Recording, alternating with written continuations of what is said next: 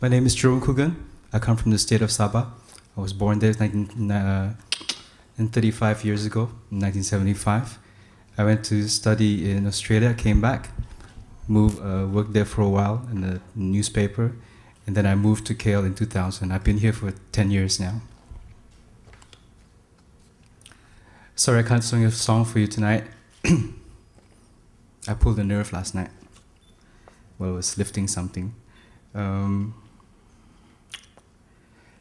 And it wasn't my conscience. The rise and fall of the Republic. We spoke about this in high school during the height of the PBS-inspired anti-federalist movement in the late 80s. We spoke about leaving Malaysia. But it would not be how like Singapore left Malaysia. It wouldn't be a mere knife fight among bitter political drama queens. Sabahans would form an army, drink Sakti potion, and fight for secession. We would harvest our share of blood like the headhunters of old, except we'll do it with guns and steel supplied by the CIA. We would kill any Western Malaysian who did not agree with the new republic, or we would take them hostage and trade them for our independence. Because frankly, we have had enough. The time for talking has come to an end. There's nothing left to negotiate. You have betrayed us for the last time. Only blood could pay back for the insult of not honoring the 20 points. If you don't know what the 20 points are, please Google it later. Of systematically exploiting the state's natural resources, of clandestinely attempting to Islamize our people, of not remembering the geographical difference between Sabah and Sarawak, of flaunting that Semenanjung arrogance fueled by stolen wealth, and for sniggering at our obviously superior accent. Sabahans have been reduced to nothing more than slaves to the Federation. There was no principle, no honor anymore. This had been our education, and so we would teach them what we've learned.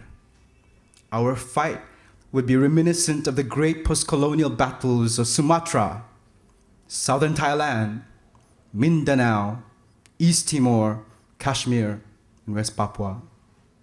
Women and children would suffer. Half-naked warriors would go down in flames, fully naked. The war will be fought like a video game with luminous tropical colors and award-winning sound effects. And we would have triumphed in the end. We would have broken away as a rogue state, join up with Sarawak and Kalimantan, and maybe invade Brunei.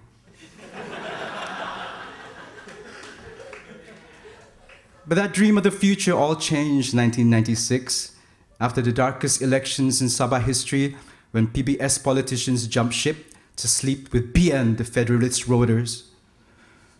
Why our own politicians succumb to money politics so easily, and how we allowed ourselves to sigh afterwards so fucking disappointedly.